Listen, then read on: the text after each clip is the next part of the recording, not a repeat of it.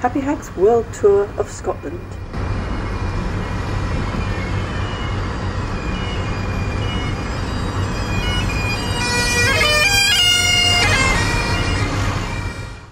It's 4:15.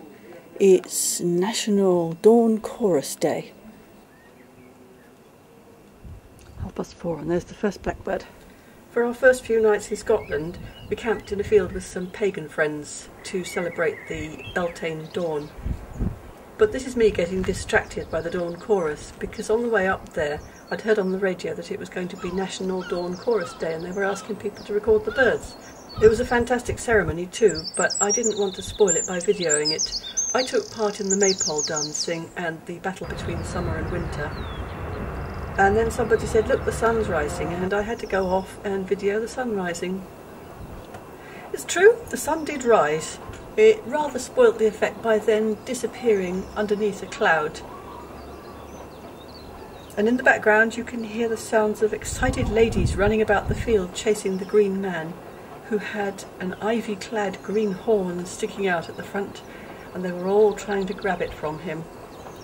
You might think I was a bit disappointed to miss this, and well, yes, I was in a way, but seeing as the green man was my hubby and I got to take him away afterwards, I didn't really lose out.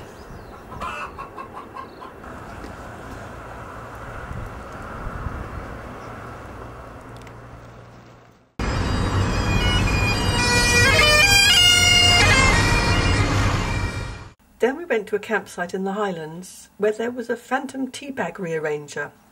I left my tea bags all laid out in a row to dry, and we went off to look at some gorse, some more gorse, and the sort of thing you look at when you're in Scotland. And when we came back, the tea bags were arranged in a mystic design.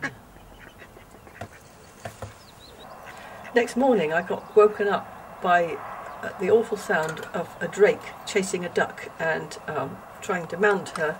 They were both quacking away like crazy.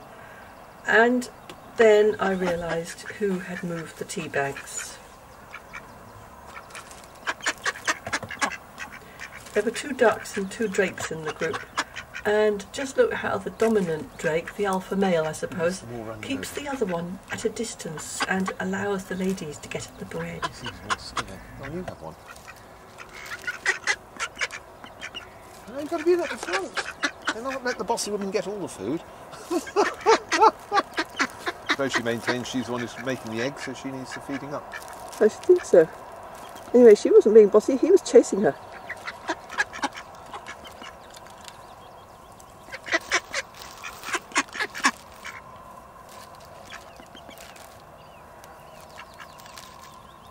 Well, the women are definitely in the front row for this game.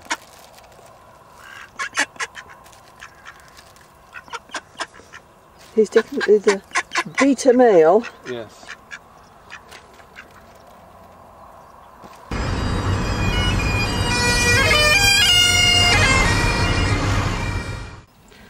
This is the monument at Culloden, the site of Bonnie Prince Charlie's final defeat, which signalled the end of the clan system for Scotland. The wreaths had only recently been laid to mark the latest anniversary of the battle, plus the opening of the new visitor centre on the other side of the battlefield, which is full of exciting exhibits and will blow your mind away.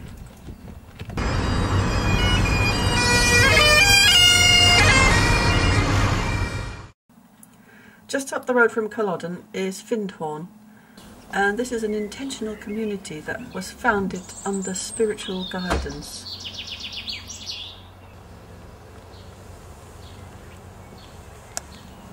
The stonework is amazing. You see imagery of angels everywhere, and the day we were there the sun shone and it really felt like a special place. One of the principles is that every garden needs a wild place that isn't cultivated, where the angelic beings can rest undisturbed. This is where the divas stay. What do they think of the aeroplanes?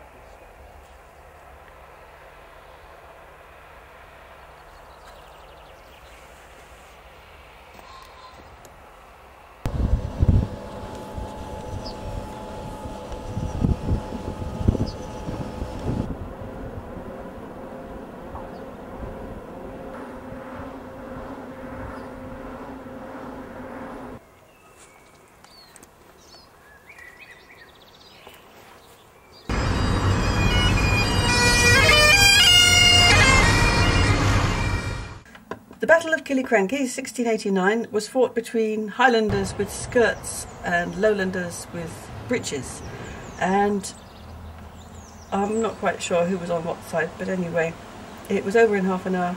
Bonnie Dundee was on the victorious side, but he died in the moment of victory.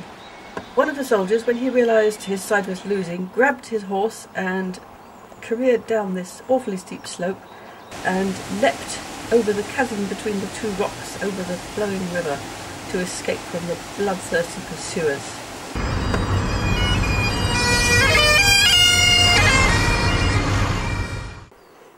This viewpoint is called the Queen's View because it was discovered by Queen Victoria, who was so enchanted with the view down the loch that she decided she had to stop and have a picnic right then. So they tried to light a fire to make tea for the Queen, but the fire wouldn't light and the tea wouldn't boil, so they sent off her faithful gillie, John Brown, running to the nearest little hovel to find some hot water for her tea. And I'm sure he had very strong manly Scottish legs, but the hovel was probably some way away and it probably didn't have some water on the boil already. And when he came back with this water, it was nowhere near hot enough for tea. And the Queen, it is recorded, said the tea was disappointing. Apparently they hadn't yet invented the vacuum flask, which is a vast improvement on having to make a fire in a howling gale. Actually, I'm so lucky it's sunny today. It's really lovely weather. Cheers. Disappointing.